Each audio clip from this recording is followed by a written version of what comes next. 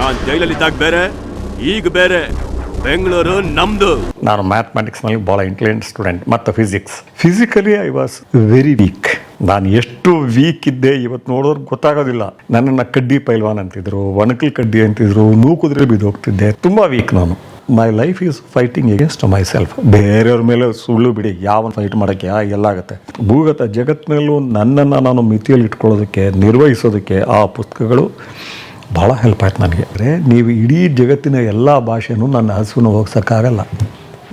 ಜಗತ್ತಿನ ಎಲ್ಲ ಸಾಹಿತ್ಯ ಒಟ್ಟುಗೂಡಿದ್ರು ಒಂದು ಮಗು ಹಸುವಿದ್ದಾಗ ನೋಡು, ಶೇಕ್ಸ್ಪಿಯರ್ ಓದು, ದೇವನೂರು ಮಹಾದೇವ ಓದು, ಲಂಕೇಶ್ ಓದು, ಅಗ್ನಿ ಶ್ರೀಧರ್ ಓದು, ಹಸು ಹೋಗುತ್ತಾ?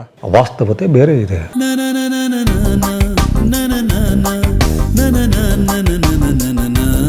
ಸ್ನೇಹಿತರೆ, ಈಗ ನಾನು ಇರೋಂಥದ್ದು ಬೆಂಗಳೂರಿನ ಅಗ್ನಿ ಶ್ರೀಧರ್ ಅವರ ಮನೆ ಹತ್ತಿರ. ಸ್ನೇಹಿತರೆ, ಇಲ್ಲಿ ನೋಡ್ತಾ ಇದ್ದೀರಿ, ಇದು ಅಗ್ನಿ ಶ್ರೀಧರ್. ನೀವೆಲ್ಲರೂ ಪರಿಚಿತರು ಅಗ್ನಿ ಶ್ರೀಧರ್ ಅವರು ಭಾಳ ಅನೇಕ ಕಾರಣಗಳಿಗೆ. ಸೊ ಅವ್ರ ಸಂದರ್ಶನ ಮಾಡೋಣ, ಅವ್ರ ಒಟ್ಟಾರೆ ಜರ್ನಿ ಏನಿತ್ತು ಕೇಳೋಣ ಅಂತ ಬಂದಿದ್ದೀವಿ. ನಮ್ಮ ಜೊತೆಗೆ ಮುನ್ರಾಜ್ ಇದ್ದಾರೆ. ಮುನ್ರಾಜ್ ಸರ್ ನಮಸ್ತೆ, ಹೇಗಿದ್ದೀರಾ? ನಮಸ್ತೆ, ತುಂಬ ಚೆನ್ನಾಗಿ. ಮುನ್ರಾಜ್ ಅವರು ನಮ್ಮ ಗೆಳೆಯರು ಗೊತ್ತಲ್ಲ ನಿಮಗೆ. ಸೊ ಅವ್ರು ಕರ್ಕೊಂಬಂದಿದ್ದಾರೆ ಇವತ್ತು. ಏನು ಸರ್ ಶ್ರೀಧರ್ ಅವ್ರದ್ದು? ಸಾಮಾನ್ಯವಾಗಿ ಶ್ರೀಧರ್ ಸರ್ನ ನಾವು ಶ್ರೀಧರ್ ಸರ್ ಅನ್ನಲ್ಲ. ನಾವೆಲ್ಲ ಅವ್ರ ಬಳಗದಲ್ಲಿರೋರೆಲ್ಲ ನಾವು ದೊಡ್ಡವ್ರು ಅಂತ ಕರೆಯೋದು. ತುಂಬ ಅವ್ರಿಗೆ ಹೊರಗಡೆ ಇರೋ ಮಾತ್ರ ಅವ್ರನ್ನ ಶ್ರೀಧರ್ ಸರ್ ಅಂತ ಕರೀತಾರೆ. ಸೊ ನಾವು ದೊಡ್ಡವ್ರ ಬಗ್ಗೆ ನಾವು ಅನೇಕ ವಿಡಿಯೋಗಳಲ್ಲಿ ಅವರ ಒಂದು ರೌಡಿಸಮ್ ಬಗ್ಗೆ, ಅವರ ಹಿಂದಿನ ಇತಿಹಾಸಗಳ ಬಗ್ಗೆ ಜಾಸ್ತಿ ಮಾತಾಡ್ತಾರೆ. ಹಾಗಾಗಿ ನನಗೆ ಈ ಎಪಿಸೋಡ್ ತುಂಬ ಒಂದು ಸ್ಪೆಷಲ್. ಯಾಕಂದರೆ ನಾನು ಶ್ರೀಧರ್ ಸರ್ ಅಂದರೆ ನಮ್ಮ ದೊಡ್ಡವರ ಒಡನಾಟದಲ್ಲಿ ತುಂಬ ವರ್ಷಗಳಿಂದಿದ್ದೀವಿ. ಜೊತೆಗೆ ಆ ದಿನಗಳ ಬಗ್ಗೆ ಮಾತಾಡ್ತಾರಾ? ಖಂಡಿತ. ಅವರ ಆ ದಾದಾಗಿರಿಯ ದಿನಗಳೆಲ್ಲ ಇತ್ತಲ್ಲ, ಅದು ತುಂಬ ಚೆನ್ನಾಗಿ ಮಾಡಿದ್ದಾರೆ. ಬಹಳಷ್ಟು ಎಪಿಸೋಡ್ಗಳು, ಸಂಪುಟಗಳ ಬುಕ್ಗಳೇ ಬಂದಿದೆ. ಆದರೂ ಒಂದು ಸಲ ಕಿದ್ದು ಟ್ರೈ ಮಾಡೋಣ. ಬನ್ನಿ ಹೋಗೋಣ. ಈ ಕೊತ್ವಾಲು ಜೈರಾಜ್ ಕಾಂಪ್ರಮೈಸ್ ಆಗೋದು ಯಾವತ್ತೂ ಸಾಧ್ಯನೇ ಇಲ್ಲ ಸರ್. ನಾನು ಚನ್ನಪಟ್ಟಣದ ಒಂದು ಹಳ್ಳಿಯ ಹುಡುಗ, ಮೈಲ್ನಾಯಕನ ಹಳ್ಳಿ ಅಂತ. ನನ್ನ ತಂದೆ ಪ್ರೈಮರಿ ಸ್ಕೂಲ್ ಟೀಚರ್ ಆಗಿದ್ದರು. ಅವರೊಬ್ಬರೇ ಎಜುಕೇಟೆಡಲ್ಲಿ ಇಡೀ ಊರಿಗೆ, ಇಡೀ ವಂಶಕ್ಕೆ. ಬಹುಶಃ ಊರಿಗೂ ಅವರೇ ಇರಬೇಕು. ಸರ್ಕಾರಿ ಕೆಲಸಕ್ಕೆ ಹೋದವರು, ಗೌರ್ಮೆಂಟ್ ಸ್ಕೂಲ್ ಟೀಚರ್ ಆಗಿದ್ದರು. ಹಾಗಾಗಿ ನಾವು ರಾಮನಗರ, ಕನಕಪುರ ಮತ್ತು ಮೈಸೂರು, ಡಿಗ್ರಿ ಬರೋ ಹೊತ್ತಿಗೆ ಕನಕಪುರ, ಅದಕ್ಕೆ ಮುಂಚೆ ರಾಮನಗರ ಮತ್ತು ಮೈಸೂರಲ್ಲಿ ಬೆಳೆದಿತ್ತು. ಸರ್ಕಾರಿ ಶಾಲೆಗಳ ಎಲ್ಲ ಸರ್ಕಾರಿ ಶಾಲೆಗಳೇ. ನಮಗೆ ಆಗ ಕಾನ್ವೆಂಟ್ಗಳು ಬಹಳ ಕಮ್ಮಿ ಇದ್ವು, ಆಲ್ಮೋಸ್ಟ್ ಇರಲೇ ಇಲ್ಲ ಕನಕಪುರ ಅಲ್ಲೆಲ್ಲ. ಮತ್ತು ನಮ್ಮ ತಂದೆಯೂ ಸರ್ಕಾರಿ ಉಪಾಧ್ಯಾಯರಾಗಿದ್ದರಿಂದ ನಾವು ಓದಿದ್ದೆಲ್ಲ ಸರ್ಕಾರಿ ಶಾಲೆಗಳು. ಮತ್ತು ಕಾಲೇಜ್ ಬಂದ್ಬಿಟ್ಟು ಕರಿಯಪ್ಪನವರ ಕಾಲೇಜು ಅಂತಾರೆ, ರೂರಲ್ ಕಾಲೇಜ್, ಕನಕಪುರ. ಡಿಗ್ರಿ ಮಾಡಿದ್ದು. ನಂತರ ಬೆಂಗಳೂರಿಗೆ ಲಾ ಮಾಡೋದಕ್ಕೆ ಬಂದೆ. ಓಕೆ. ಬಿ ಕಾಮ್ ಅವ್ರ ಬಿ ಎಸ್ ಸಿ. ನಾನು ಮ್ಯಾಥಮೆಟಿಕ್ಸ್ನಲ್ಲಿ ಭಾಳ ಇಂಟೆಲಿಜೆಂಟ್ ಸ್ಟೂಡೆಂಟ್ ಮತ್ತು ಫಿಸಿಕ್ಸ್, ಹಾಗಾಗಿ ಕ್ವಾಂಟಮ್ ಫಿಸಿಕ್ಸ್ ಬರ್ದಿದ್ದು. ನಾನು ಬಹುಶಃ ಮುಂದೆ ಸಾಹಿತ್ಯ ಆಸಕ್ತಿ ಬರುತ್ತೆ ಅಂತ ಹೇಳಿದರೆ BA ತಗೊಳ್ತಿದ್ದೆ. ಮತ್ತು BSc ಆದ ನಂತರ ಭಾಳ ಟ್ರೈ ಮಾಡಿದೆ ನಾನು, MA ಸೇರೋಣ ಅಂತ. ಧಾರವಾಡದಲ್ಲಿ ಮಾತ್ರ ಅನುಕೂಲ ಇತ್ತು. ಧಾರವಾಡ ತುಂಬ ದೂರ ಆಗ್ತಿತ್ತು, ನಮಗೆ ಕಷ್ಟ ಆಗ್ತಿತ್ತು. ಹಾಗಾಗಿ ಬೆಂಗಳೂರಿನಲ್ಲಿ ಲಾ ಸೇರಿಕೊಂಡೆ. ಈ ಸಾಹಿತ್ಯ, ಕನ್ನಡ ಸಾಹಿತ್ಯ ಓದಿದ್ದು ಯಾವಾಗ, ಅದು ರುಚಿ ಆಗ್ತಿದೆ ಯಾವಾಗ ಸರ್ ತಮಗೆ? ನನ್ನ ತಾಯಿ ಮತ್ತು ನನ್ನ ಅಕ್ಕ ಯಾವಾಗಲೂ ಕಾದಂಬರಿಗಳು, ತ್ರಿವೇಣಿ ಅವ್ರದ್ದು, ಆರ್ಯಾಂಬ ಪಟ್ಟಾಭಿ ಇಂಥ ಕಾದಂಬರಿಗಳು, ಸುಧಾ, ಇನ್ನೊಂದು ಪತ್ರಿಕೆದು ಗೋಕುಲ, ಪ್ರಜಾಮತ ನಂತರ ಬಂದಿದ್ದು ಇದನ್ನು ಓದ್ತಾಯಿದ್ರು, ಮಲ್ಲಿಗೆ, ಇದನ್ನು. ಸೊ ಅವರಿಂದ ಬಂತು ನನಗೆ. ಮತ್ತು ಇದು ಏನು ಮುಖ್ಯವಾದ ವಿಷಯ ಏನು ಅಂದರೆ, physically I was very weak. ನಾನು ಎಷ್ಟು ವೀಕ್ ಇದ್ದೆ ಇವತ್ತು ನೋಡೋರು ಗೊತ್ತಾಗೋದಿಲ್ಲ. ನನ್ನನ್ನು ಕಡ್ಡಿ ಪೈಲ್ವಾನ್ ಅಂತಿದ್ರು, ಒಣಕಲ್ ಕಡ್ಡಿ ಅಂತಿದ್ರು, ನೂಕುದ್ರೆ ಬಿದ್ದೋಗ್ತಿದ್ದೆ. ತುಂಬ ವೀಕ್ ನಾನು. ಸೊ ಹಾಗಾಗಿ ನನ್ನ ಕಸಿನ್ಗಳ ಜೊತೆ, ಅಕ್ಕ ತಮ್ಮ, ಇವರು ನೆಂಟರುಗಳು ತುಂಬ ಇರೋರು. ನಮ್ಮ ತಾತನ ಮನೆ ಇದು ಅಲ್ಲೆಲ್ಲ ಅವ್ರ ಜೊತೆ ಆಟ ಆಡೋಕ್ಕೆ ಗಾಬರಿ ಆಗೋದು ನನಗೆ. ನೂಕುದ್ರೆ ಬಿದ್ದೋಗ್ತಿದ್ದೆ. ಹಾಗಾಗಿ ಮೂಲೆಯಲ್ಲಿ ಕೂತ್ಕೊಂಡು ಚಂದಮಾಮ, ಬಾಲಮಿತ್ರ, ಅಲ್ಲಿಂದ ಸುಮಾರು 6-7ನೇ ವಯಸ್ಸಲ್ಲಿ ಶುರುವಾಗಿದ್ದು ಇವತ್ತಿಗೂ ಅದು ಹೋಗಿಲ್ಲ. ಯಾರ ಬಾಲ್ಯನೂ ಯಾರನ್ನೂ ಬಿಟ್ಟು ಹೋಗೋದಿಲ್ಲ. ಅದು ಮೋದಿ ಇರಲಿ, ನಾವಿರಲಿ, ಉಪಾಧ್ಯಾಯ ಇರಲಿ, ಆಟೋ ಡ್ರೈವರ್ ಇರಲಿ, ಬಾಲ್ಯ ನಾವು 20 ವರ್ಷದವರೆಗೂ ನಮ್ಮ ದೇಹ ಹೇಗೆ ಬೆಳೆಯುತ್ತೋ ಅದ್ರ ಮೇಲೆ ಸ್ವಲ್ಪ ಮಾಂಸಖಂಡ ಫ್ಯಾಟ್ ಬೆಳೆಯುತ್ತೆ, ಆದರೆ ಫಿಕ್ಸ್ ಆಗುತ್ತೆ. ಹಾಗೆಯೇ ನಮ್ಮ ಬಾಲ್ಯ ನಮ್ಮ ಮೈಂಡನ್ನ ಫಿಕ್ಸ್ ಮಾಡಿರುತ್ತೆ. ಇವತ್ತಿಗೂ ಕೂಡ ಪುಸ್ತಕ ಇಲ್ಲ. ಇವತ್ತು ಪುಸ್ತಕಕ್ಕಿಂತ ಹೆಚ್ಚಿಗೆ ನಾನು ಇದರಲ್ಲೇ ಓದ್ತೀನಿ, ಡಿಜಿಟಲ್. ಯಾಕೆ ಡಾಕ್ಟ್ರುಗಳನ್ನೆಲ್ಲ ಕೇಳಿದ್ದೀನಿ, ಡಿಜಿಟಲ್ ಇದು ಅಂದರು. ಮತ್ತು ಡಿಜಿಟಲ್ ಇರೋ ವೈವಿಧ್ಯಮಯತೆ ಇನ್ನೆಲ್ಲೂ ಸಿಗಲ್ಲ ನಮಗೆ. ಸೊ ಓದ್ತೀನಿ. ಸೊ ಓದಲೇಬೇಕು, ಅದಿಲ್ಲ ಅಂದರೆ ಆಗಲ್ಲ. ನನ್ನ ಪರ್ವತದಲ್ಲಿ ಇರ್ತೀರಾ, ಇಟ್ಬಿಡಿ, ಸ್ವಲ್ಪ ಊಟ ಕೊಡಿ, ಆದರೆ ಆ ಡಿಜಿಟಲ್ ಇದನ್ನು ಕೊಟ್ಬಿಡಿ ನನಗೆ, ನಾನು ಆರಾಮಾಗಿರ್ತೀನಿ. ಇಲ್ಲ ಚೆಸ್ ಆಡಿಕೊಂಡು, ಪುಸ್ತಕ ಓದ್ಕೊಂಡು, ಸಂಗೀತ ಕೇಳ್ಕೊಂಡಿರ್ತೀನಿ. ಅಷ್ಟರ ಮಟ್ಟಿಗೆ ಆಸಕ್ತಿ ನನಗೆ ರೂಢಿ ಆಗೋಯ್ತು ಬಾಲ್ಯದಲ್ಲಿ. ಅದು ಅನಿವಾರ್ಯವಾಗಿ ನನ್ನ ದೈಹಿಕ ದೌರ್ಬಲ್ಯದ ಕಾರಣಕ್ಕೆ ರೂಢಿ ಆಯಿತು ಮತ್ತು ಅದು ಹವ್ಯಾಸ ಆಯಿತು. ಮಕ್ಕಳ ಸಾಹಿತ್ಯ, ಆಮೇಲೆ ಸುಧಾ, ಆಮೇಲೆ ಪತ್ತೆದಾರಿ ಕಾದಂಬರಿಗಳು. ಟಿ ಕೆ ರಾಮರಾವ್ ಒಂದು ಟೈಮ್ನಲ್ಲಿ ನಮಗೆಲ್ಲ, ಬರೀ ನಾನಲ್ಲ, ನಮ್ಮ ಸೀತಾರಾಮ್, ಟಿ ಎನ್ ಸೀತಾರಾಮ್ ಇವರು ಎಲ್ಲರೂ ಇಷ್ಟಪಟ್ಟಿದ್ದ ಒಬ್ಬ ಕಾದಂಬರಿಕಾರ ಟಿ ಕೆ ರಾಮರಾವ್. ಜನಪ್ರಿಯವಾಗಿ ಬರೀತಿದ್ರು. ನಂತರ 14-15ನೇ ವಯಸ್ಸಿನಲ್ಲಿ ಈ ನವ್ಯ ಸಾಹಿತ್ಯ ಇದಕ್ಕೆಲ್ಲ ತೆರ್ಕೊಂಡೆ ನಾನು. ಅಂದರೆ ಬೇರೆ ಬೇರೆ ಸಾಹಿತಿಗಳು ಅವರೆಲ್ಲ 20ನೇ ವಯಸ್ಸು ಬರೋ ಹೊತ್ತಿಗೆ ಲಂಕೇಶ್ ಇರಲಿ, ಅನಂತಮೂರ್ತಿ ಇರಲಿ, ತೇಜಸ್ವಿ ಇರಲಿ, ದೇವನೂರು ಮಹಾದೇವ ಇರಲಿ, ಅವ್ರನ್ನೆಲ್ಲ ಸ್ಟಡಿ ಮಾಡೋಕ್ಕೆ ಶುರು ಮಾಡಿಬಿಟ್ಟಿದೆ.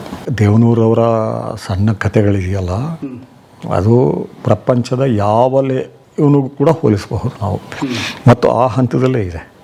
ಕನ್ನಡ ಭಾಷೆ ಸೃಷ್ಟಿಸಿದ ಜಾಗತಿಕ ಮಟ್ಟದ ಕಥೆಗಾರ ಅವರು ಇದು ಚೆನ್ನಾಗಿದೆ. ಕುಸುಮಬಾಲ ಒಡಲಾಳ ತುಂಬ ಚೆನ್ನಾಗಿದೆ. ಆದರೆ ನನ್ನನ್ನು ಹೆಚ್ಚು ಆಕರ್ಷಿಸಿದ್ದು ಅವರ ಸಣ್ಣ ಕಥೆಗಳ ಸಂಕಲನ. ಉದಾಹರಣೆಗೆ ಅಮಾಸ, ಮಾರಿಕೊಂಡವರು, ಆ ಅಮಾಸ, ಮಾರಿಕೊಂಡವರು, ಇನ್ನೂ ಆ ಹೆಸರುಗಳು ಮರ್ತಿದ್ದೀನಿ ಈಗ. ಅವೆಲ್ಲ ತುಂಬ ಇಷ್ಟ. ಮತ್ತು ಆ ಕುಸುಮ ಬಾಲೆನಲ್ಲಿ ಕಡೆ 2 ಪೇಜ್ ಇದೆ, ಅದಂತೂ ಸ್ಟ್ರೆಸ್ ಬಸ್ಟರ್. ಅದು ಸಂಬಂಧ ಅನ್ನೋದು ದೊಡ್ಡ ಕಣ ಅಂತ ಬರ್ತದೆ. ಅದು ಹೇಗೆ ಬರುತ್ತೆ ಸಂಬಂಧ ಅನ್ನೋದು ದೊಡ್ಡದು ಕಣ ಅಂದರೆ, ತೊಗೊಂಡೋಗಿ ಆ ಮೊಮೆಂಟಲ್ಲಿ ಅವ್ರು ಹೇಳದೆ ಹೋಗಲಿ ಆ ಇದನ್ನು ನಿಲುವಿಗೆ ನಾವು ತಲುಪಿಬಿಡ್ತೀವಿ.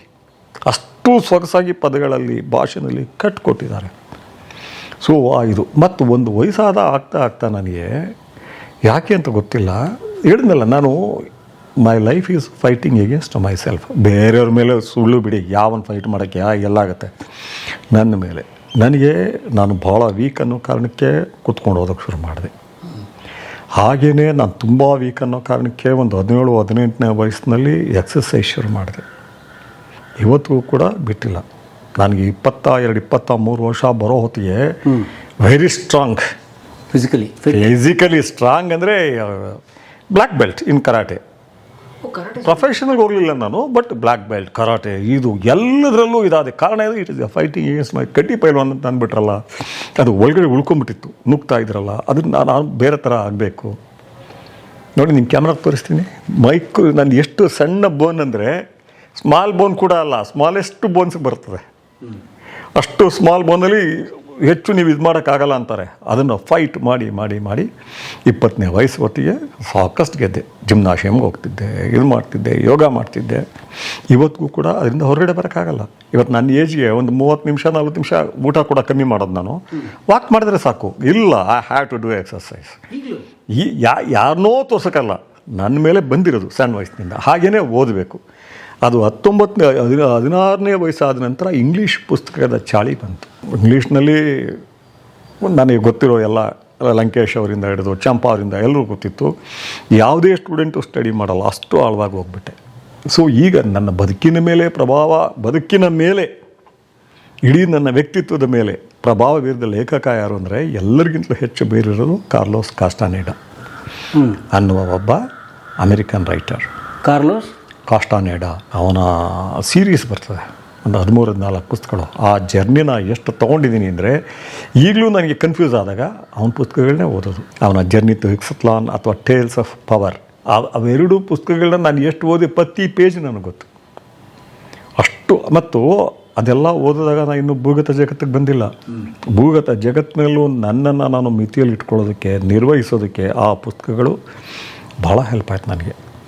ಅದೇ ರೀತಿ ನನ್ನ ವ್ಯಕ್ತಿತ್ವ, ಮಾನವೀಯ ಧೋರಣೆ, ಇವೆಲ್ಲ ಆಲ್ಬರ್ಟ್ ಕಮೂಸ್, ಈ ಫ್ರೆಂಚ್ ಲೇಖಕರು ಇವತ್ತು ಬಿಡಿ, ಕನ್ನಡದಲ್ಲೂ ದೊಡ್ಡ ಲೇಖಕರೇ ಇವರಲ್ಲ. ಲಂಕೇಶ್ ಸಾಮಾನ್ಯ ಬರಹಗಾರ ಅಲ್ಲ. ಹಾಗೆಯೇ ಅನಂತಮೂರ್ತಿ, ತೇಜಸ್ವಿ ಆ ವಿಸ್ತಾರತೆ ಬಹಳ ದೊಡ್ಡದು. ಮತ್ತು ಇವರ ಆಳ, ದೇವನೂರು ಮಹಾದೇವ, ಅವ್ರ ಗದ್ಯವನ್ನು ಬಳಸ್ತಾರಲ್ಲ, ಅವರಷ್ಟು ಸೊಗಸಾಗಿ ಮತ್ತು ಶಕ್ತಿಯುತವಾಗಿ ಕನ್ನಡ ಗದ್ಯ ಬಳಸಿದವರೇ ಇಲ್ಲ. ಇವರಲ್ಲಿ ಲಂಕೇಶಲ್ಲಿ ಫೋರ್ಸ್ ಇದೆ, ಅವರ ಭಾಷೆಯಲ್ಲಿ ರಭಸ ಇದೆ. ಬಟ್ ಇವರು ಇನ್ನು ಬೇರೆ ಪದ ಇಡಬಹುದು, ಈ ಅಕ್ಷರ ಬದಲು ಬೇರೆ ಅಕ್ಷರ ಇಡಬಹುದು ಅನ್ನೋ ಕೂಡ ಆಗಲ್ಲ, ಅಷ್ಟು ಚೆನ್ನಾಗಿ ಗದ್ಯವನ್ನು ಬಳಸ್ತಾರೆ ದೇವನೂರು ಮಹಾದೇವ. ಅವರು ಜಗತ್ತಿನ ಎಲ್ಲ ಶ್ರೇಷ್ಠ ಸಾಹಿತಿಗಳಿಗೆ ಅವರ ಲೆವೆಲ್ನಲ್ಲಿ ಆರಾಮಾಗಿ ನಿಲ್ಲಿಸಬಹುದಾದ ಕನ್ನಡದ ಲೇಖಕ ಅವರು, ಕನ್ನಡ ಭಾಷೆಯ ಲೇಖಕ. ದಾಸ್ತೋವ್ಸ್ಕಿ ಇರಲಿ, ಅಥವಾ ನಮಗೆ ಬಹಳ ಅಥವಾ ಆಲ್ಬರ್ಟ್ ಕಮು ಅಂತ ಹೇಳಿದ್ನಲ್ಲ ಆತ ಇರಲಿ, ಶೇಕ್ಸ್ಪಿಯರ್ ಇರಲಿ, ಟಾಲ್ಸ್ಟಾಯ್ ಇರಲಿ, ಬರೆದಿರೋದು ಕಡಿಮೆ, ಅವರ ಜೊತೆಯಲ್ಲಿ ಇವ್ರ ಪುಸ್ತಕಗಳನ್ನ ಇಡಬಹುದು. ನಾನು ಅವ್ರಿಗೆ ತಮಾಷೆ ಮಾಡ್ತಿರ್ತೀನಿ, ಭಾಳಷ್ಟು ಸಾರಿ ವಾದ ನಡೆಯುತ್ತೆ ಅವ್ರ ಜೊತೆಲಿ. ಮಾತುಕತೆ ಇದೆ, ಸಂವಾದಗಳಿದ್ದಾವೆ, ತುಂಬ ಇದ್ದಾವೆ. ಬರೀ ಸಂವಾದ ಅಲ್ಲ, ಸಂವಾದ, ವಾಗ್ವಾದ ನನ್ನಷ್ಟು ಯಾರೂ ಮಾಡಿಲ್ಲ ಅವ್ರ ಜೊತೆ. ಅವ್ರನ್ನ ಕೇಳಿ, ಅಗ್ನಿ ಶ್ರೀಧರ್ ಅಷ್ಟು ಯಾರಾದರೂ ಮಾಡಿದಾರ ಅಂತ. ಬಟ್ ಅಫ್ಕೋರ್ಸ್ ಅವ್ರಿಗೆ ಏನೇ ಕೊಡಲಿ ನಮಗೆಲ್ಲ ಬೆಳಕು ತೋರಿಸ್ತಾರೆ, ರಾಂಗ್ ಅಡ್ವೈಸ್ ಮಾಡಲ್ಲ, ಕಿವಿ ಹಿಂಡ್ತಾರೆ, ನವಿರಾಗಿ ಕಿವಿ ಹಿಂಡ್ತಾರೆ. ನೀವು ತಿಳ್ಕೊಂಡಿರೋ ತಪ್ಪು ನಮ್ಮ ಥರ ಧ್ವನಿನೇ ಎತ್ತದೆ ನೀಟಾಗಿ ಹೇಳ್ತಾರೆ. ನಮ್ಮ ಕುಟುಂಬದ ಒಬ್ಬ ದೊಡ್ಡ ಅಣ್ಣ ಹೇಳ್ತಾರಲ್ಲ, ಬೆಳೆಸಲೇಬೇಕು ಅಂತ. ಮತ್ತು ಒಂದು ರಾಂಗ್ ಅಡ್ವೈಸ್ ಅವ್ರು ಯಾರಿಗೂ ಕೊಟ್ಟಿರೋ ಸಾಧ್ಯತೆಯೇ ನನಗೆ ಕಾಣ್ತಿಲ್ಲ. ಅವರು ನಮ್ಮ ಥರ ಮನುಷ್ಯರೇ, ಎಲ್ಲ ರೀತಿಯಲ್ಲೂ ಅವ್ರಿಗೂ ಅವ್ರ ಬಗ್ಗೆ ಹೇಳಿದ್ನಲ್ಲ, ಅನೇಕ ವಿಷಯಗಳಲ್ಲಿ ತಕರಾರಿದೆ ನನಗೆ, ತುಂಬಾ ವಾದ ಮಾಡಿದ್ದೀನಿ. ಆದರೆ ಅಲ್ಟಿಮೇಟಾಗಿ ಅವ್ರ ಎದುರಿಗಿರೋ ಜೀವ ಇದೆಯಲ್ಲ, ಅದನ್ನು ನೋಡೋದು ಹೇಗೆ ಅಂತ ಹೇಳಿದ್ರೆ ಇಟ್ ಈಸ್ ನಾಟ್ ಆರ್ಡಿನರಿ. ಅದಕ್ಕೆ ನಾನು ಇನ್ನೊಬ್ರನ್ನ ಯಾರನ್ನ ಕಂಪೇರ್ ಮಾಡ್ತೀನಿ ಅಂದರೆ, ಈ ಸಂದರ್ಭದಲ್ಲಿ ಬೇಡ ಮುಂದೆ ಮಾತನಾಡ್ತೀನಿ, ರಾಜ್ ಅವ್ರನ್ನ. ರಾಜ್ ಅವರು ಹಾಗೇನೆ ಎದುರುಗಡೆ ಇರೋರನ್ನ ಜೀವನ ಇಟ್ಕೊಂಡ್ಬಿಡೋರು ಅವರು, ನಂದು ನೀನು ಅಂತ. ನೀವು ನನ್ನ ಪ್ರೀತಿಯಿಂದ ಗೌರವದಿಂದ ಬಂದಿದ್ದೀರಿ, ನಿಮ್ಮನ್ನು ಇದು ಮಾಡ್ತೀನಿ ಅಂತ. ಅದೇ ಇದನ್ನು ಎಷ್ಟು ಚೆನ್ನಾಗಿ ಇದು ಮಾಡ್ತಾನೆ ಅಂದರೆ, ನಮ್ಮ ಈ ಕಾಲಘಟ್ಟದಲ್ಲಿ ಬದುಕಿರುವ ಮಹಾನ್ ವ್ಯಕ್ತಿತ್ವ ಅದು. ಒಂದು 12ನೇ ಶತಮಾನದಲ್ಲಿ ಇದ್ರಲ್ಲ ವಚನಕಾರರು, ಅವ್ರನ್ನ ಇವತ್ತಿಲ್ಲ ಅಂದ್ಕೋಬೇಡಿ. ಬೇರೆಯವರು ಇರಬಹುದು, ನಾನು ಒಡನಾಟ ಮಾಡದೇ ಇರಬಹುದು. ಯಾಕೆ ನಮ್ಮ ಸಿದ್ಧಗಂಗೆ ಸ್ವಾಮೀಜಿ ಸತ್ರಲ್ಲ, ಅವ್ರಿಗೆ ಯಾವ ವಚನಕಾರರಿಗಿಂತಲೂ ಕಳಪೆ ಇರಲಿಲ್ಲ ಅವರು, ಜ್ಞಾನದಲ್ಲಾಗಲಿ ಕ್ರಿಯೆಯಲ್ಲಾಗಲಿ. ಅದೇ ರೀತಿ ನಮ್ಮ ಮಹಾದೇವ ನನ್ನ ಕರೆಯೋದು ಮಹಾದೇವಣ್ಣ, ನಮ್ಮ ಮಹಾದೇವಣ್ಣ. ಅವ್ರಿರೋ ಟೈಮ್ನಲ್ಲಿ ನಾವು ಇಲ್ಲಿ ಓಡಾಡ್ತೀವಲ್ಲ ಅನ್ನೋದೇ ಒಂದು ಸಂತೋಷ. ಅಷ್ಟು ದೊಡ್ಡ ವ್ಯಕ್ತಿ. ನಾನು ಯಾವ ಉತ್ಪ್ರೇಕ್ಷೆ ಇಡ್ತೀನಿ, ಈಗ ಅವ್ರನ್ನ ಹೊಳಿ ಏನಾಗುತ್ತೆ ಅಲ್ವಾ. ಆದರೆ ನಮ್ಮ ಇವತ್ತಿನ ಯಂಗ್ಸ್ಟರ್ಸ್ಗೆ ಭಾಳ ಜನಕ್ಕೆ ಗೊತ್ತಿಲ್ಲ. ಅವ್ರು ನನ್ನನ್ನು ಕೇಳ್ತಾರೆ, ಸರ್ ಲಂಕೇಶ್ ಅವರು ಗೌರಿ ಲಂಕೇಶ್ಗಿಂತ ಥಿಂಕ್ ಮಾಡ್ತಿದ್ರಾ? ಏನು ಹೇಳಿ, ಎಲ್ಲಿ ಗೌರಿ ಲಂಕೇಶ್, ಎಲ್ಲಿ ಲಂಕೇಶ್? ನೀವೇ ನಮ್ಗೆ ಅವಿಲು ದುಡ್ಡಿದ್ದು ಕಾಣ್ತೀರಿ. ಹೇಳ್ಬೇಡ್ರಪ್ಪ, ಹಾಗೆ ನಂತರ 100 ಜನನ ಬೆಳೆಸಿದ್ರು ಅವರು. ಏನು ಲಂಕೇಶ್ ಅಂದ್ರೆ ಏನು ಅಂದ್ಕೊಂಡಿದ್ದೀರಿ? ಹಾಗೆಯೇ ಮಹಾದೇವಣ್ಣ ಒಬ್ಬೊಬ್ಬ ಅವರ ಬರಹಗಳು ಮತ್ತು ಅವರ ವ್ಯಕ್ತಿತ್ವ, ಅವರ ಮಾತು, ಅದರ ಮೂಲಕ ತುಂಬಾ ಪ್ರಭಾವ ಬೀರ್ತಾರೆ ಅವರು. ಆದರೆ ನಾನು ಬೇರೆ ದಾರಿಯಲ್ಲಿ ಸಾಗಬೇಕಾಗಿ ಬಂದಾಗ ಕನ್ನಡದ ಬರಹಗಾರರು ನನಗೆ ಯಾವ ರೀತಿಯಲ್ಲೂ ನೆರವಾಗಲಿಲ್ಲ. ಕಾರಣ ಏನಂದರೆ, ಇಲ್ಲಿ ಯುದ್ಧಗಳಲ್ಲಿ ಭಾಗವಹಿಸಿಲ್ಲ, ಇಂಥ ಪ್ರಪಂಚ ಅವ್ರಿಗೆ ಗೊತ್ತಿಲ್ಲ. ಸೊ ಹಾಗಾಗಿ ಅದ್ರ ಬಗ್ಗೆ ಹೆಚ್ಚು ಮಾತಾಡಿಲ್ಲ ಅವರು. ತೇಜಸ್ವಿ ಸ್ವಲ್ಪ ಬರೀತಾರೆ, ಆದರೆ ಇದಿಲ್ಲ. ಆದರೆ ಆ ಪಾಶ್ಚಾತ್ಯ ಲೇಖಕರು ಅದರಲ್ಲೂ ಕೂಡ ಸಾಕಷ್ಟು ಪಳಗಿದ್ರು, ಯುದ್ಧಗಳಾಡಿದ್ರು, ಜೈಲುಗಳಿಗೆ ಹೋಗಿದ್ರು, ಹೋರಾಟಗಳು, ಹೊಡೆದಾಟಗಳಲ್ಲಿ ಅವ್ರಿಗೆ ಇಷ್ಟ ಇಲ್ಲ ಅಂದ್ರೂ ಭಾಗವಹಿಸಿದ್ರು. ಸಾರ್ಟ್ರ್ ಅಂತವರು, ಜಾನ್ ಪಾಲ್ ಸಾರ್ಟ್ರ್ ಅವರೆಲ್ಲ ಹೋಗಿದ್ದರು, ಸ್ಟೆಂಡಾಲ್ ಇವರೆಲ್ಲ. ಸೊ ಹಾಗಾಗಿ ಅವರ ಪ್ರಭಾವ ಆಯಿತು. ಮತ್ತು ಅಲ್ಲಿ ನಾನು ಹೇಗೆ ವರ್ತಿಸಬೇಕು, ನಾನಿದ್ದೀನಿ, ನನ್ನ ಹೊರಗಿನ ಜಗತ್ತಿದೆ, ಅದರಲ್ಲಿ ಹೇಗೆ ನಡ್ಕೋಬೇಕು, ನನಗೆ ತೊಂದರೆ ಆಗದೆ ಇರೋ ರೀತಿಯಲ್ಲಿ ಅದನ್ನು ನನಗೆ ಮನದಟ್ಟು ಮಾಡಿಸಿದವನು ಕಾಸ್ಟಾನಡ ವರ್ಕ್ಸ್. ಹೇಗೆ ನಡ್ಕೊಂಡು ಹೋಗಬೇಕು, ಎಚ್ಚರಿಕೆಯಿಂದ ಹೋಗು, ಕಣ್ತೆರೆದಿರು. ಈಗ ಬುದ್ಧನ ಯಾಕೆ ಇಷ್ಟಪಡ್ತೀವಿ ನಾವು? ಅವನು ಹೇಳ್ಕೊಡೋ ಸೂತ್ರಗಳು, ತತ್ವಗಳು, ಅವನ್ನೆಲ್ಲ ಮೀರಿ ಅವನು ಒಂದೇ ಹೇಳ್ತಾನೆ, ಎಚ್ಚರದ ಸ್ಥಿತಿಯಲ್ಲಿರು ನೀನು.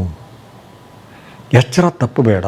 ನಿದ್ದೆ ಮಾಡುವಾಗಲೂ ಅದು ಸಾಮಾನ್ಯ ಸಂಗತಿ ಅಲ್ಲ. ಅದು ಹೇಳೋವಷ್ಟು ಪದಗಳಲ್ಲಿ ಹೇಳೋವಷ್ಟು ಸರಳ ಇಲ್ಲ. ನಿದ್ದೆಯಲ್ಲೂ ಎಚ್ಚರವಾಗಿರುವಂಥವನು ಅವನಿದ್ದ. ಅವನು ಯಾಕೆ ಇವತ್ತು ನಮಗೆ ಅಡಿಪಾಯ ಕೊಟ್ಬಿಟ್ಟಿದ್ದಾನೆ ಚಿಂತನೆಗೆ, ಇಡೀ ಪ್ರಪಂಚಕ್ಕೆ ಅಂತ ಹೇಳಿದ್ರೆ, ಅವನು ನಿದ್ದೆಯಲ್ಲೂ ಎಚ್ಚರದ ಸ್ಥಿತಿಯನ್ನು ಬೆಳೆಸ್ಕೊಂಡಿದ್ದ. ಅವನು ಖುಷಿಗೋಸ್ಕರ ಸಂಸಾರ ಬಿಟ್ಟು ಬರಲಿಲ್ಲ. ಅವನಿಗೇನು ಪತ್ನಿ ಮಗ ಇಷ್ಟ ಇರಲಿಲ್ಲ, ತಂದೆ ಇಷ್ಟ ಇರಲಿಲ್ಲ, ಅದ್ಯಾವುದೂ ಅಲ್ಲ.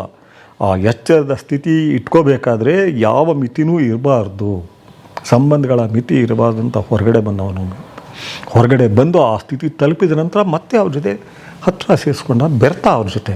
ಆದರೆ ಅವನನ್ನು ಓದ್ತಾ ಇರುವಾಗ, ಸ್ಟಡಿ ಮಾಡುವಾಗ ನಮಗೆ ಗೊತ್ತಾಗುತ್ತೆ, ನಮಗೆ ಆ ಎಚ್ಚರದ ಸ್ಥಿತಿಯನ್ನು ನೀನು ಕಳ್ಕೋಬೇಡ ಅಷ್ಟು. ಅಲ್ಟಿಮೇಟ್ಲಿ ಬುದ್ಧ ಬೇರೆ ಏನೂ ಹೇಳೋದಿಲ್ಲ. ಲೈಫ್ ಈಸ್ ಸಫರಿಂಗ್, ಯಾತನೆ ಅದೆಲ್ಲ ಹೇಳಿದ್ರು ಕೂಡ ಅದನ್ನೆಲ್ಲ ಅದು ಅಂತಿಮ ಸತ್ಯ ಅಂತ ಹೇಳಲ್ಲ. ಅದನ್ನು ನೀನು ಮೀರಬಹುದು. ಹೇಗೆ ಮೀರಬಹುದು? ಎಚ್ಚರದ ಸ್ಥಿತಿಯಲ್ಲಿ ನೀನಿದ್ದಾಗ ಮಾತ್ರ ಮೀರಬಹುದು. ಆಗ ನಿನಗೆ ಅರ್ಥ ಆಗಿಬಿಡುತ್ತೆ, ಇದೆಲ್ಲ ಪಾಸಿಂಗ್ ಥಿಂಗ್ಸ್, ಶಾಶ್ವತವಾದದ್ದಲ್ಲ. ನಾನಿರಲಿ, ನನ್ನ ಕುಟುಂಬ ಇರಲಿ, ನಾನು ಸುತ್ತಮುತ್ತ ಇರೋರು ಇರಲಿ, ನನಗೆ ಬರೋ ಪ್ರಶಂಸೆ ಇರಲಿ, ಟೀಕೆ ಇರಲಿ, ಹೊಡೆದಾಟ ಇರಲಿ, ಎಲ್ಲವೂ ಜಸ್ಟ್ ಪಾಸಿಂಗ್ ಥಿಂಗ್ಸ್ ಅನ್ನೋದನ್ನು ಆತ ಮನದಟ್ಟು ಮಾಡಿಸ್ತಾನೆ ನಮಗೆ. ಅದು ನಾನು ಹೇಳಿದಲ್ಲ, ಜೈಲ್ಗಳಲ್ಲಿದ್ದಾಗ, ಅಂಡವಾಡಿದ್ದಾಗ ಹೆಚ್ಚಿರಲಿಲ್ಲ. ಆ ನಂತರ ಎಲ್ಲ ಆರಾಮಾದಾಗ, ಬುದ್ಧನ ಆಳಕ್ಕೆ ಹೋಗೋಕ್ಕೆ ಶುರುವಾದಾಗ ನನಗೆ ಅರ್ಥ ಆಗಿತ್ತು, ಯಾಕೆ ಆ ಎಚ್ಚರದ ಸ್ಥಿತಿಗೆ ಅವನು ನಮ್ಮನ್ನು ದೂಡ್ತಾನೆ, ಹೋಗಿ ಅಂತಾನೆ, ಒತ್ತಾಯಿಸ್ತಾನೆ. ಬೇರೆ ಏನೂ ಹೇಳ, ನೀನು ಬುದ್ಧ ಆಗು ಅಷ್ಟೇ ಹೇಳೋದವನು. ಬುದ್ಧ ಅಂದರೆ ಎಚ್ಚರದ ಸ್ಥಿತಿ. ಗೌತಮ ಎಚ್ಚರದ ಸ್ಥಿತಿಗೆ ತಲುಪಿದ್ದಾನ ಕಾರಣಕ್ಕೆ ಅವನಿಗೆ ಬುದ್ಧ ಅನ್ನೋ ಹೆಸರು. ನೀನು ಬುದ್ಧ ಆಗು, ಎಲ್ಲರೂ ಬುದ್ಧ ಆಗಬಹುದು ಅನ್ನೋದನ್ನ ಹೇಳ್ಕೊಡ್ತಾನೆ ನಮಗೆ. ಆ ಎಚ್ಚರದ ಮನಸ್ಥಿತಿ ಬರಬೇಕು. ಎಚ್ಚರದ ಮನಸ್ಥಿತಿ ಅಂದರೆ ನೀನು ಅರಿವು. ಅದು ಅಲ್ಟಿಮೇಟ್ಲಿ ಅದನ್ನೇ ನಮ್ಮ ವಚನಕಾರರು ಹೇಳೋದು. ವಚನಕಾರರು ಏನು ಹೇಳ್ತಾರೆ? ಅರಿವು. ಬಯಲು ಬಯಲನೆ ಬಿತ್ತಿ, ಬಯಲು ಬಯಲನೆ ಬೆಳೆದು, ಬಯಲು ಬಯಲಾಯಿತಯ್ಯ ಅಂತಾನೆ ಅವನು. ಬಯಲೇ ಜೀವ, ಬಯಲೇ ಭಾವ. ನಿಮ್ಮ ನಂಬಿದವರು ಮೊದಲೇ ಆ ಬಯಲು ಬದಲು ಅರಿವು ಹಾಕ್ಬಿಡಿ. ಅರಿವೇ ಭಾವ, ಅರಿವೇ ಜೀವ. ಅರಿವನ್ನು ಬಿತ್ತಾ ಇದೆ, ಅರಿವನ್ನು ಬೆಳೆಸ್ತಾ ಇದೆ. ಬೆಳೆಸೋಕ್ಕೇನಿಲ್ಲ, ಅರಿವು ತುಂಬ್ಕೊಂಡ್ಬಿಟ್ಟಿದೆ. ಅರಿವಿನ ಜಗತ್ತಿದು. ಬಯಲು ಅಂದರೆ ಆಕಾಶ ಅಂದರೆ ನಥಿಂಗ್ ಬಟ್ ಅವೇರ್ನೆಸ್. ಆ ಅವೇರ್ನೆಸ್ನೇ ನಾವೆಲ್ಲ ಈ ರೂಪಗಳಲ್ಲಿ ಕಾಣಿಸ್ತಾ ಇದ್ದೀವಿ ಅಷ್ಟೆ. ಇದು ಈ ಕುಚ್ಚಿ ಥರ ಕಾಣಿಸ್ತಾ ಇದೆ. ಆದರೆ ಒಳಗಡೆ ಇರೋದೇನು? ಅರಿವು. ಅದನ್ನು ಹೇಳ್ಕೊಡ್ತಾರೆ ಅವರು. ಆದರೆ ಅದನ್ನು ಭಾಷೆಯಲ್ಲಿ ನಾವು ಒಂದು ವಚನ ಆಗಿ, ಒಂದು ಹಾಡಾಗಿ, ಒಂದು ಗದ್ಯ ಆಗಿ, ಮಾತಾಗಿ ಬಳಸೋದು ಕಷ್ಟ ಅಲ್ಲ. ಅದೇ ಬ್ಯೂಟಿ ಏನು ಲ್ಯಾಂಗ್ವೇಜ್ದು ಅಂದರೆ ಏನು ಬೇಕಾದರೂ ಹೇಳ್ಬೋದು. ನಾನೇ ದೇವರು ಅಂತ ಹೇಳ್ಬೋದು, ನಾನೇ ದೆವ್ವ ಅಂತ ಹೇಳಬಹುದು, ನಾನೇ ಅಖಂಡ ಶ್ರೀಮಂತ ಅಂತ ಹೇಳ್ಕೋಬಹುದು. ಆದರೆ ಭಾಷೆಯ ಇದದು. ಅಟ್ ದ ಸೇಮ್ ಟೈಮ್ ಅದ್ರ ಮಿತಿ ಏನು ಅಂತ ಹೇಳಿದ್ರೆ, ನೀವು ಇಡೀ ಜಗತ್ತಿನ ಎಲ್ಲ ಭಾಷೆನೂ ನನ್ನ ಹಸುವನ್ನು ಹೋಗ್ಸೋಕ್ಕಾಗಲ್ಲ. ಎಲ್ಲ ಜಗತ್ತಿನ ಎಲ್ಲ ಸಾಹಿತ್ಯ ಒಟ್ಟುಗೂಡಿದ್ರು ಒಂದು ಮಗು ಹಸುವಿದ್ದಾಗ ನೋಡು, ಶೇಕ್ಸ್ಪಿಯರ್ ಓದು, ದೇವನೂರು ಮಹಾದೇವ ಓದು, ಲಂಕೇಶ್ ಓದು, ಅಗ್ನಿ ಶ್ರೀಧರ್ ಓದು, ಹಸು ಹೋಗುತ್ತಾ? ಅಥವಾ ಎಲ್ಲ ಹಾಡು ಹೇಳ್ತೀನಿ ಹಸು ಹೋಗುತ್ತೆ? ಹೋಗಲ್ಲ. ಹಸುವಿಗೆ ಅನ್ನ ಬೇಕೇ ಬೇಕು. ಮತ್ತು ಜಗತ್ತಿನ ಎಲ್ಲ ಸಾಹಿತ್ಯ ಇದೆ, ನೀನು ಬದುಕಿರ್ತೀಯ ಬಿಡೋನಕ್ಕಾಗಲ್ಲ, ಗಾಳಿ ಬೇಕೇ ಬೇಕು. ಅಂದರೆ ಇವೆಲ್ಲ ಇದೆಯಲ್ಲ, ಈ ಪಂಚಭೂತಗಳು ನಾವೇನು ಹೇಳ್ತೀವೋ, ಈ ನೆಲ ಇರಲಿ, ಗಾಳಿ ಇರಲಿ, ನೀರಿರಲಿ, ಇವೆಲ್ಲವೂ ಸಹ ನಮ್ಮ ನಿಜವಾದ ವಾಸ್ತವತೆ. ಆ ವಾಸ್ತವತೆಯಿಂದ ನಾವೆಲ್ಲ ಸೃಷ್ಟಿಯಾಗಿದ್ದೀವಿ. ಇದನ್ನು ನನಗೆ ಇಲ್ಲಿ ಸಾಹಿತ್ಯ ಮುಖ್ಯ ಆಗುತ್ತೆ. ಇದನ್ನು ಗ್ರಹಿಸೋ ಶಕ್ತಿ ಕೊಡುತ್ತೆ ಸಾಹಿತ್ಯ. ಅದು ಗ್ರೇಟ್. ಅದು ಒಂದು ಮಗು ಇದು ನರಳ್ತಾ ಇದೆ ಹಸುವಿನಿಂದ, ನೀನು ಎಲ್ಲೋ ಅನ್ನ ಮಾಡಿಕೊಡು, ರೊಟ್ಟಿ ಕೊಡು, ಹಣ್ಣು ತಂದು ಕೊಡು ಅನ್ನೋದನ್ನು ನಮಗೆ ಹೇಳುತ್ತೆ. ಯಾಕೆ ಕೊಡಬೇಕು? ಆ ಮಗು ಯಾರ ಮಗು ಅನ್ನೋದು ಮುಖ್ಯ ಅಲ್ಲ. ಮಗು ಹಸುವಿನಿಂದ ಬಳಲ್ತಾ ಇದೆ ಮಗು ಅಂದಾಗ, ಅಥವಾ ನೀರಿಲ್ಲ ಬಾಯಾರಿಕೆ ಅಂದಾಗ ನೀನು ನೀರು ಕೊಡಬೇಕು. ಆ ಮಗು ದೊಡ್ಡವನೂ ಇರಬಹುದು, ಮುದುಕನೂ ಇರಬಹುದು, ವೃದ್ಧ ಯಾರು ಬೇಕಾರಾಗ್ಬೋದು, ಹೆಣ್ಣಾಗಬಹುದು, ಗಂಡಾಗಬಹುದು. ಅದು ಯಾವುದೂ ಮುಖ್ಯ ಅಲ್ಲ. ಅವೆಲ್ಲ ತೋರಿಕೆ ಇದು ಅಷ್ಟೇ ವ್ಯತ್ಯಾಸಗಳು. ಹಸುವಿದೆ, ಬಾಯಾರಿಕೆ ಇದೆ. ಹಸುವಿಗೇನು ಕೊಡಬೇಕು? ಅನ್ನ ಕೊಡು, ಅಥವಾ ಹಣ್ಣು ಕೊಡು, ಅಥವಾ ರೊಟ್ಟಿ ಕೊಡು, ನೀರು ಕೊಡು ಕುಡಿಯೋದಕ್ಕೆ. ಅದನ್ನು ನಮಗೆ ಯಾಕೆ ಕೊಡಬೇಕು? ಆ ಕೊಡೋದ್ರಿಂದ ನಿನಗೇನು? ಆ ಕೊಡ್ತಾ ಕೊಡ್ತಾ ನಿನ್ನ ಹೃದಯ ಏನಾಗುತ್ತೆ? ಅವನ್ನೆಲ್ಲ ಇವರೆಲ್ಲ ಚೆನ್ನಾಗಿ ಹೇಳ್ತಾರೆ. ಅವ್ರು ಯಾರೋ ವಚನಕಾರರು ಇವರೆಲ್ಲ ತುಂಬ ಚೆನ್ನಾಗಿ ಕಲಿಸ್ಕೊಟ್ಟಿದ್ದಾರೆ ನಮಗೆ. ಅವರೆಲ್ಲ ಸುಮ್ಮನೆ ಹೇಳಲಿಲ್ಲ, ಅವರು ಕಲಿಸ್ಕೊಟ್ರು ನಮಗೆ. ಮನುಷ್ಯನತೆ ಹೇಗಿರಬೇಕು, ಶರಣ ಆಗಿರಬೇಕು. ಯಾಕೆ ಶರಣ ಆಗಿರಬೇಕು? ಅದನ್ನೇನು ಯಾವುದೋ ಒಂದು ಸ್ಥಾಪಿತ ಧರ್ಮ ಮಾಡೋ ಅವಶ್ಯಕತೆ ಇಲ್ಲ. ಎಲ್ಲ ಸ್ಥಾಪಿತ ಧರ್ಮಗಳಿಗೂ ಅನ್ವಯ ಆಗುವಂತಹ ಸಂಗತಿಗಳನ್ನ ಹೇಳ್ಕೊಟ್ಟಿದ್ದಾರೆ. ಅವರಾಗಲಿ, ಸೂಫಿಗಳಾಗಲಿ, ಇವರೆಲ್ಲ ಹೇಳ್ಕೊಡ್ತಾರೆ ನಮಗೆ. ಅಥವಾ ಸಾಹಿತಿಗಳಾಗಲಿ ಅವ್ರು ಹೇಳ್ಕೊಡ್ತಾರೆ. ಯಾವುದೇ ಸಾಹಿತ್ಯ, ನೀವು ದಲಿತ ಸಾಹಿತ್ಯ, ವೈದಿಕ ಸಾಹಿತ್ಯ, ಅಲ್ಲಿ ಬಂದಿರಬಹುದು. ಆ ಸಾಹಿತ್ಯ ಚೌಕಟ್ಟಿನಲ್ಲಿ ಮಿತಿನೂ ಇರಬಹುದು. ಆದರೆ ಅವರು ಒಳಗಡೆ ನಾವು ಹೋಗ್ತಾ ಹೋದಾಗ ನಮಗೆ ಗೊತ್ತಾಗುತ್ತೆ. ಭಾಳಷ್ಟು ದೊಡ್ಡ ವಿಷಯ ಹೇಳ್ಕೊಡ್ತಾರೆ. ಉಪನಿಷತ್ತುಗಳು ತುಂಬ ಹೇಳ್ಕೊಡ್ತವೆ. ಅವನ್ನ ತುಂಬ ಅಂದರೆ ತುಂಬ ಹೇಳ್ಕೊಡ್ತವೆ. ಯಾಕೆ ನಾವು ಸರಳವಾಗಿರಬೇಕು, ಯಾಕೆ ವಸ್ತು ಬೇಡ ನಿನಗೆ, ಯಾಕೆ ನಿನ್ನ ಅರಿವಿಗೆ ಹೋಗಬೇಕು, ನಿನ್ನ ಜ್ಞಾನ, ನಿನ್ನ ಪ್ರಜ್ಞೆ, ಉಪನಿಷತ್ತುಗಳು ಅದನ್ನೇ ಹೇಳ್ಕೊಡ್ತವೆ. ಸೊ ಇದನ್ನು ಕಲಿಸ್ಕೊಡ್ತಾವಲ್ಲ ಸಾಹಿತ್ಯದಲ್ಲಿ. ಇದು ಯಾವುದೂ ವರ್ಜ್ಯ ಅಲ್ಲ. ಎಲ್ಲ ಉತ್ತಮ ಸಾಹಿತ್ಯದಲ್ಲೂ ನಮ್ಗೆ ಇಷ್ಟ ಆಗದೆ ಇರೋದು ಏನೋ ಇರುತ್ತೆ. ಎಲ್ಲ ವಚನಗಳಲ್ಲೂ ಇದೆ. ಕೆಲವು ವಚನಗಳು ಇದು ಮಾಡೋಕ್ಕೆ ಆಗೋದಿಲ್ಲ, ಸೂತ್ರಗಳು, ಬೆಳಕಿನ ಸೂತ್ರಗಳು. ಆದರೆ ಕೆಲವು ವಚನ ನಮ್ಗೆ ಇಷ್ಟ ಆಗಲ್ಲ. ಎಲ್ಲ ಇಷ್ಟ ಆಗಬೇಕು ಅಂತ ಇಲ್ಲ. ಮಹಾಭಾರತದಲ್ಲೆಲ್ಲ ಇಷ್ಟ ಆಗಬೇಕಾಗಿಲ್ಲ, ವೇದಗಳಲ್ಲೆಲ್ಲ ಇಷ್ಟ ಆಗಬೇಕಾಗಿಲ್ಲ. ಆದರೂ ವೇದಗಳಲ್ಲಿ ಇಷ್ಟಪಡುವಂಥದ್ದಿಲ್ವಾ? ಇದೆ. ಮನುಸ್ಮೃತಿ ಓದ್ತಾ ಇದ್ದರೆ ಕೆಲವನ್ನು ಓದ್ತಾ ಇದ್ದರೆ ಇಡೀ ಮೈ ಬೆಂಕಿ ಆಗಿಬಿಡುತ್ತೆ, ಸಿಟ್ಟಿನಿಂದ ಕುದಿಯುತ್ತೆ. ಆ ಶೂದ್ರರ ಬಗ್ಗೆ ಬರೆಯೋದು, ಅಬ್ರಾಹ್ಮಣರ ಬಗ್ಗೆ ಬರೆಯೋದು. ಆದರೆ ಅಷ್ಟೇನಾ? ಅದು ಮೀರಿ ಇಲ್ವಾ? ನಸ್ತ್ರೀ ಸ್ವಾತಂತ್ರ್ಯಂ ಅರ್ಹತಿ ಅಂತ ಹೇಳೋ ಅದೇ ಮನುಸ್ಮೃತಿ ಎಂದೂ ಸ್ತ್ರೀಯರಿಗೆ ಸ್ವಲ್ಪ ಕೂಡ ನೋವು ಕೊಡಬೇಡ, ಕೋಮಲ ಹೃದಯಗಳು, ತಾಯಿ ಹೃದಯಗಳು ಅನ್ನೋದನ್ನೂ ಸ್ಟ್ರೆಸ್ ಮಾಡುತ್ತೆ. ನಾವು ತಗೊಂಡಾಗ ಅದನ್ನು ಟೀಕಿಸ್ತೀವಿ, ಶೂದ್ರರ ಬಗ್ಗೆ ಮಾಡಿದಾಗ ಟೀಕಿಸ್ತೀವಿ. ಆದರೆ ನೀನು ಎಲ್ಲೂ ಕೊಡಬೇಡ, ಮಾನವೀಯ ನೆಲೆಯಲ್ಲೇ ನೋಡು, ಎಲ್ಲರನ್ನು ಯಾರೇ ಇರಲಿ ನಿನ್ನ ಮನುಷ್ಯತ್ವ ದಾಟಿ ಹೋಗಬೇಡ ಅನ್ನೋದನ್ನು ಹೇಳ್ಕೊಡುತ್ತೆ. ಆರಿಸ್ಕೊಳ್ಳೋದು ನನಗೆ ಸೇರಿದ್ದು. ಸಾಹಿತ್ಯ ಒಂದು ಸಾರಿ ಪುಸ್ತಕ ಕೈಗೆ ಬಂದಮೇಲೆ ನನಗೆ ಸೇರಿದ್ದು. ಬೇರೆಯವ್ರ ಮೇಲೆ ಏನು ಪರಿಣಾಮ ಬೀರುತ್ತೋ ನನಗೆ ಬೇಕಿಲ್ಲ. ಈಗ ಭೈರಪ್ಪನವರು ಅವರ ಅನೇಕ ನಿಲುವುಗಳನ್ನ ನಾವು ಒಪ್ತಾ ಇರಲಿಲ್ಲ, ನಮ್ಮಷ್ಟು ಖಂಡಿಸಿರೋರೇ ಇಲ್ಲ. ಆದರೆ ಅವರಲ್ಲಿ ಒಳ್ಳೇದು ಯಾವುದೂ ಇರಲಿಲ್ವಾ? ತುಂಬಾ ಇದೆ. ಅವರು ಸಂಗೀತದ ಬಗ್ಗೆ ಪುಸ್ತಕದ ಹೆಸರೇ ಮಂದ್ರ ಅಲ್ಲ, ಜಲಪಾತ. ಆ ಜಲಪಾತ ಇವೆಲ್ಲ ಎಷ್ಟು ಚೆನ್ನಾಗಿದೆ. ನಿರಾಕರಣ, ನಾಯಿ ನೆರಳು ಅವೆಲ್ಲ ಬೇರೆ ಇದಕ್ಕೆ ಹೋಗ್ತವೆ. ಆಮೇಲೆ ಬೇರೆ ಗೃಹಭಂಗ, ಪರ್ವ. ಆದರೆ ಅದ್ರ ಜೊತೆಗೆ ಅವರು ಅವರು ಇದನ್ನು ಕೆರಳಿಸೋದನ್ನ ಹೇಳ್ತಾರಲ್ಲ ಹಿಂದುತ್ವದ ಬಗ್ಗೆ, ಅದರಲ್ಲೂ ಕೂಡ ಒಳ್ಳೆಯ ಸಂಗತಿ ಇದ್ದೇ ಇರುತ್ತೆ. ಆರಿಸ್ಕೊಳ್ಳೋದು ನನಗೆ ಸೇರಿದ್ದು. ಅದನ್ನು ತೊಗೊಂಡು ಸಿಟ್ಟು ಮಾಡ್ಕೊಳ್ಳ, ಅದನ್ನು ತೊಗೊಂಡು ಟೀಕಿಸ್ಲ, ಅಥವಾ ಒಳ್ಳೇದನ್ನು ತೊಗೊಂಡು ನಾನು ಅಳವಡಿಸ್ಕೊಳ್ಳ. ಒಳ್ಳೇದು ಮಾತ್ರ ತಗೊಳ್ಳ. ಏನು ತೊಗೋಬೇಕು ನನ್ನ ಆಯ್ಕೆ ಅದು. ನಾನು ಏನು ತೊಗೊಳ್ತೀನಿ ಅನ್ನೋದು ನಾನು ಸ್ವತಂತ್ರ. ನಾನು ಒಂದು ಸಿನಿಮಾ ನೋಡುವಾಗ ಆಗಲಿ, ನನ್ನ ಕಣ್ಣು ಏನೋ ನೋಡುತ್ತೆ, ನಾನು ನಿಮ್ಮನ್ನು ನೋಡಲೋ ಇವ್ರನ್ನ ನೋಡಲೋ ಆ ಹೊರಗಡೆ ನೋಡಲೋ, ನನ್ನ ಸ್ವಾತಂತ್ರ್ಯ ಅದು.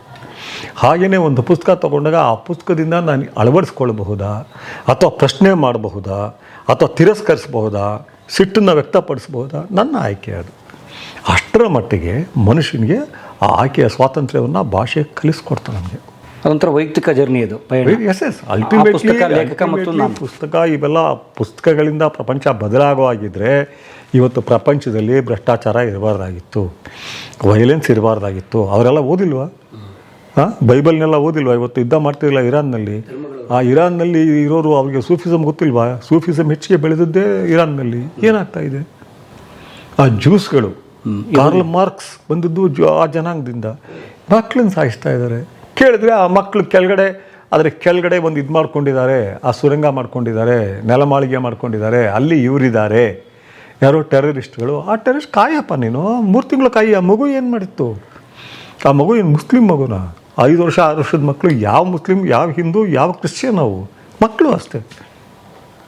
ಸೊ ಸಾಯಿಸ್ತಾ ಇಲ್ವಾ? ಅವ್ರು ಓದಿಲ್ವಾ ಇವನ್ನೆಲ್ಲ? ನನ್ನಷ್ಟು ತಿಳ್ಕೊಂಡಿಲ್ವಾ ಸಾಹಿತ್ಯನ? ನನಗಿಂಟು ಕಳಪೆನಾ? ನೋ, ಖಂಡಿತ ತಿಳ್ಕೊಂಡಿದ್ದಾರೆ ಅವರೆಲ್ಲ. ಧರ್ಮ ಸೂಕ್ಷ್ಮ ತಿಳ್ಕೊಂಡೂ ಸಹ, ಇದೆಲ್ಲ ಇದ್ದೂ ಸಹ ವಾಸ್ತವತೆ ಬೇರೆ ಇದೆ. ಅಂದರೆ ನಾನು ಏನು ಹೇಳಿಕೊಟ್ಟಿದ್ದೀನಿ, ಕೇವಲ ಪುಸ್ತಕಗಳಿಂದ ವ್ಯಕ್ತಿ ಬದಲಾಗಬಹುದೇ ಹೊರತು ಸಮಾಜ ಬದಲಾಗಲ್ಲ. ಸಿನಿಮಾಗಳಿಂದ ಆಗಲಿ, ಯಾವುದೇ ಕಲೆಯಿಂದಾಗಲಿ ಆಗಲ್ಲ. ಎಲ್ಲವೂ ಅಲ್ಟಿಮೇಟಾಗಿ ನನ್ನನ್ನು ಬೆಳೆಸ್ತವೆ.